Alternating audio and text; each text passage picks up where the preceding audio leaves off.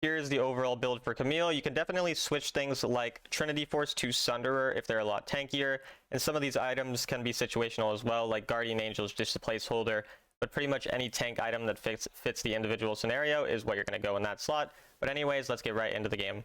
Yo, what's up guys? So today we're going to be talking about the best Splitpusher in Wild Rift. Probably the second best top laner in the game. Honestly, you could argue that she's the best top laner in the game right now, but to me, Darius is slightly better.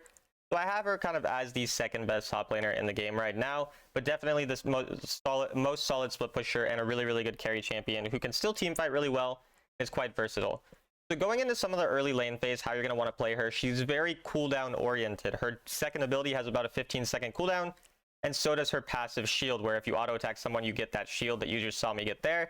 And you really need to trade around these cooldowns. These cooldowns are everything for you. So anytime that you have your passive up and your second ability up, you want to look for a trade around that shield. Really abuse the shield as much as you can. When those cooldowns are not up, don't try to do anything too fancy. Again, you see how I'm always trading around these cooldowns here, and that's just how I'm winning these trades at the end of the day. I'm not trading unless those things are up, and at least one of them is up.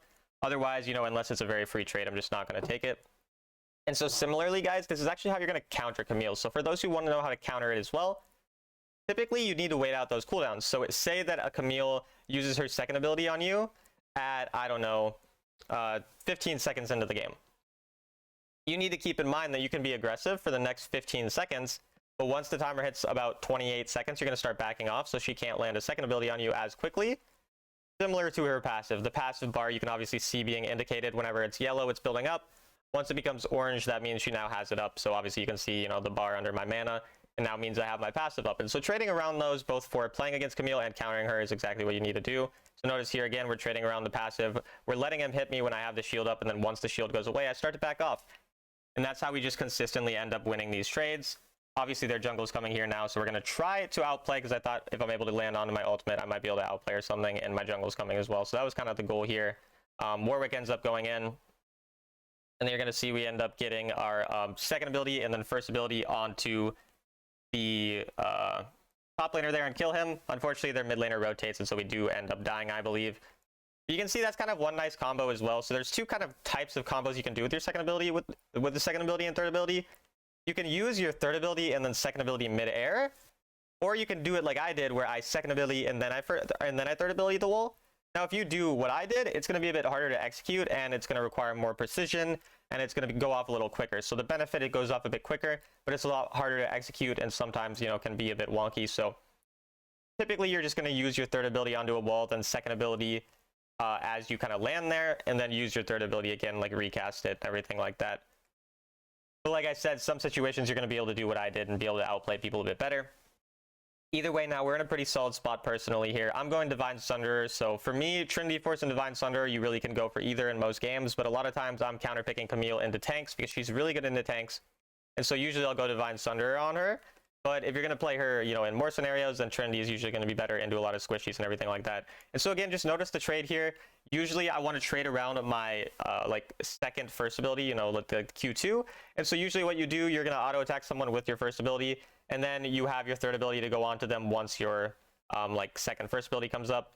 Misfortune roaming again here. She's really in love with me. So is Xin Zhao. Honestly, you know, everyone here is just kind of in love with me. A little unfortunate, but we're still pretty fine at surviving ganks with the ultimate and everything like that. You have a lot of ways to escape. We get some poke onto the Malphite there and just continue to kind of stay, you know, in a relatively safe manner. Camille's strength really is the later parts of the game. In the early game, like I said, you can definitely do well if you play around those cooldowns we spoke about. But once you get to the later parts of the game, that's when your damage really shines, as you get the true damage like onto your first ability. In the late parts of the game is going to do so much damage to people, everything like that. But here, early game, we're actually rushing Divine Sunderer. Usually I'll tell you guys to rush Boots. The reason I rush Divine Sunderer here is because I'm into a tank whose damage doesn't really scare me. And Malphite does a little bit of AD, a little bit of AP, so I'm not necessarily taking or getting the most value from Boots because he does mixed damage. And so when they do mixed damage, sometimes you can just rush your item. But typically you're going to want to rush Boots for that better defensive power. So here you see now we reach our Divine Sunderer spike, and reaching that spike is obviously really good for us. The reason I go for armor boots, even though Malphite does a lot of AP, is because the rest of their team is AD. And so I know I'm going to be able to itemize really well against them, and they're not really going to be able to deal with me. And Malphite's damage, like I said, not very scary. Notice here how I go back to the side lane to push my own advantage. That's because my team's not doing too hot, and I'm kind of having a really good lead. Malphite prefers team fighting. Malphite doesn't want to be stuck side laning against a Camille all game, and so I want to stay on the side lane and draw that pressure, and really play for that kind of outplay potential and getting myself gold. So because Malphite roams, we're going to punish that by just getting a bunch of turret plates, getting ourselves even further ahead. I'm already ahead like 800 gold, and now I'm just getting further and further ahead. And so whenever a tank roams on you like this, you can usually take advantage of it, just like this. Play for your own lead a lot of the times on this champion. It's definitely a little bit more of a selfish champion that really wants to just get onto 2-3 items in the late game. You know, obviously if you're hitting 4 or 5 items as well, you're going to be very happy. And so I'm perfectly fine with the scenario like this where the enemy get dragon, my team maybe don't do the best in the fight, my Warwick goes in for funsies because he's just, you know, he's just like that. But either way, like I said, we're getting a bunch of this turret. Now their jungle comes, he can't really do anything. We end up landing our second ability, and now we can just go for the Scorpion, I believe, to just keep this pressure in this lane. I might end up contesting the Herald as well if we see an opportunity, but we'll kind of see if they're low enough once we go there. Looks like there's not really much we can do, so we end up just kind of backing off, but we were just looking to see if there's maybe something we could potentially do, maybe an outplay we could make, anything like that. The Malphite does get shredded by us pretty well, so we can definitely get some damage off on him, but then I'm just going to third ability down onto the Xin Zhao. I believe I ult onto him, yeah, and then we get the ignite on him, and I don't remember if he ends up dying. Maybe I end up dying. Or somehow I live. Yeah, I don't know how I live here, but a little bit of a miracle. Honestly, probably a little greedy for me to even try to contest that, but somehow we live, so we'll take it. Either way, you can see I'm up about 1,400 gold onto this Malphite, and so even though the team is not doing well, we have that scaling potential that we know can be really valuable for us. Also, Meteor is a really common enchant that I'll go, because if you ult someone and then you Meteor, there's no way they can escape, which I think is a really, really nice way to get some free kills, to get a bunch of damage. Just overall really good for melting people, so I definitely recommend that on Camille in most scenarios. You can see here again, we're just going to be focused on the side laning, and that's really what this video is about, is the best split pusher in the game, and the reason is because you can get all of this value on side lane. And the nice thing about Camille compared to other split pushers like Fiora or Jax is that she's actually a much better team fighter than those champions, because she has a really good ultimate that's really good at locking people down. And so you're going to see later on we're going to still be really valuable in team fights as well. And that's why you can really utilize your side lane strength to get that early advantage, or an advantage in the mid game, and then you can still team fight later on and really shred through tanks in the later parts of the game. So again, we're just going to go for this turret because they leave us here. So they definitely gave us a lot of free turrets here. In this game, they weren't really mashing the split very well, and that's what champions like Malphite aren't going to be very good at. And you can see that damage that we got with our first ability, and then we end up just throwing the Meteor on her. She already has her stasis, but she just ends up dying here. And so you really want to play again around that first ability, like the second first ability, the kick that does the true damage. Oftentimes you can use your first ability one time on a minion, and then you use it the second time on a champion, because that's where a lot of your damage comes from. So you really trade around that. Like, notice every time that I get that first ability onto this Malphite, how much damage he takes, even though he's a tank Malphite, right? Like, I'm just able to absolutely burst him down. And then when you're doing really well in the side lane, make sure after you push out the waves that you do take the enemy jungle camps if they're available, especially if you have your flash up, because then you know you're not going to die. But even here, when I have my hook shot, that's usually enough to survive, and so we're going to end up doing that. And then just recall, spend our 2,400 gold, and overall just be in a great spot right now as an individual champion. Again, the team is not doing well, but because of the fact that I pushed out this top side pretty deeply, I know that I have an opportunity to roam to the bottom side of the map now. And I can use this small, window where I just spent a bunch of gold and I'm really strong to potentially look for a lockdown or a kill on anyone on the enemy team. We don't end up seeing a great angle initially, so we end up just looking towards the mid lane, but you kind of see how now we're making that rotation because we ended up pushing the lane pretty deep there. And so we're going to end up killing this Malphite, or this Xin Zhao, with the flash auto attack and the ignite and everything on him. And you can just see the abilities, that we have once we get that early lead, where we have a bunch of damage, really good at catching people out, chasing them down. And now I'm already on to 2 items in 9 minutes, which is quite fast. And so again, you can see here once again, because that wave and top side's already pushing, Malphite has to go respond to it, and I have time to go bot side, so I can create a really good opportunity for my team just because I'm able to rotate while Malphite's stuck clearing a side lane, which is something you can do when you need to push your lead as well. You don't always have to, and I'm going to get a Meteor kill here. Look at this. Look at that, chat. Look at that. Meteor kill. How many times do you see that? Probably not very often, so shout out to the Meteor for the kill there. But you can see how we can create those opportunities to fight in situations like this, that we end up going on the Callista as well. I don't remember if I end up killing her. I think she kites me. But you can see the damage here still. And then, yeah, this is the nice play there. The second ability, third ability onto the wall, and then we killed the Callista. She was definitely surprised there, and that's what I mean about that speed from that second ability, third ability combo, instead of doing third, then second. Again, it's harder to execute, but it has more outplay potential like you saw there. And so you can make those plays like that when you do get good with that type of combo. So, like, Camille was one of my most played junglers. When I got Challenger on jungle, like, a long time ago, when Challenger was the highest rank in the game, I played all solo queue, and Camille was, like, by far my most played champion. So I used to play her a lot in the jungle. So my mechanics on her, like, I've been, I'm pretty good at, but I haven't played a lot of her top lane. I've started top lane kind of the last season and then this season playing her. And, like, I've really, she's a very strong champion overall, so that's kind of why I have, like, some of those mechanical things a bit more down on this champion. But definitely a champion I plan to continue to get better at.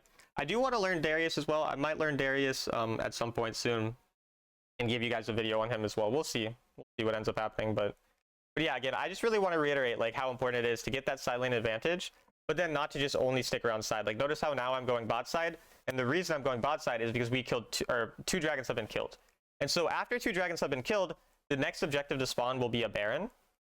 And you want to split push on the opposite side of wherever an objective is spawning, which means that I'm going to split push on bot side because the Baron is the next thing to spawn. And so here I'm trying to just steal a camp as well. Notice how I'm always trying to steal these camps. I'm trying to outplay on the side, do whatever I can, trying to draw people to me, draw pressure, see what I can do. Callista ends up coming here though, but we do get a lot of damage onto her, and then we just third ability out. So you can see still that poke we're able to get on her to kind of scare her off. And then our Syndra tries to go forward, but she kind of sucks at the game. She still gets a kill, but that was a pretty awful play by her. We'll take it though. It worked out. And you can just see again, constantly drawing people to us on the side lane, having the really good outplay potential. You have a lot of ways to escape with your third ability, with your first ability, or with your ultimate, I mean. Your third ability, your ultimate. A lot of escape potential on the side lane. And again, once you have that side lane advantage, you push out the waves, then you need to make a decision on what you want to do. You have a couple options. One, you could continue to split push. That's usually if you think that team fighting or going with your team is just not going to work. Maybe because they're really behind, maybe because you're really behind, but for whatever reason you think you're not very valuable in a team fight. In that case, you stay on the side lane. Now, in a case where you think you can carry a team fight, or that if you go there you can lock down the enemy carry and one of your carries will be able to kill them, well then your goal is just to push out the side lane and then rotate to help your team. You also need to make sure that when you decide to recall for items, it's usually after you push out a wave. So notice again, I pushed out the bot wave and now I rotate, whereas Malphite rotated right away. And so now that bottom lane wave is pushing towards the enemy, right? And so now we have the pressure on that side, and then I grab the mid lane pressure as well. So I'm going from getting the bot lane pressure to the mid lane pressure. Meanwhile, the Malphite's focus grouping on his team. So I'm going to still group with my team and fight with them frequently, but I'm also going to take time to go on the side lane, to then use that side lane pressure to go towards mid to get pressure on other sides, instead of just immediately going to a fight. Because Camille has really good mobility, so she can get to fights really quick, and she has really good flanking potential, so you don't need to be the first one to engage every fight. Here we end up going onto the Malphite as well. I don't remember if we end up killing him. I think I ultimate and kill him. Yeah, you can see again that damage with the first ability, just pretty absurd damage. Make the Lulu flash as well. But yeah, you can just see how much damage you do at this point in the game with your first ability, like the second first ability. You can see that. Look at that damage there.